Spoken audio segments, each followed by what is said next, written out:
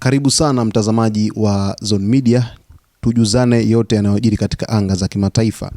Sasa taarifa inaeleza hapa kwamba jeshi la anga la Israel limethibitisha kuidungua ndege ya kijeshi ya Iran katika anga la mji mkuu wa Tehran katika operesheni iliyofanyika siku ya Jumatano. Ndege iliyohusika ni F-35 Lightning II, moja ya ndege za kisasa zaidi duniani ambayo ilifanikiwa kuharibu ndege ya Iran aina ya Yakovlev Yak 130 baada ya mapambano ya muda mfupi angani.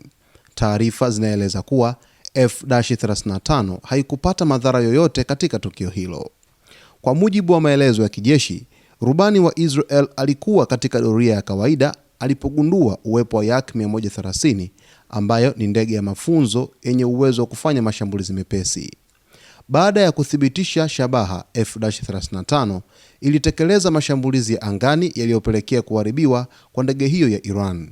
Hili ni tukio la kwanza kwa Israel kuhusika katika mapambano moja kwa moja ya ndege za kivita tangu Novemba 24 mwaka 1985, wakati ndege ya kivita ya Israel aina F-15 Baz ilipoziangusha ndege mbili za Syria aina ya MiG-23 juu ya anga la Lebanon. Tofauti na tukio la mwaka 1985 lililohusisha mapambano makali ya ujanja angani, safari hii Yak 130 inatajwa kuwa na uwezo mdogo wa kivita ukilinganishwa na ndege za kivita kamili.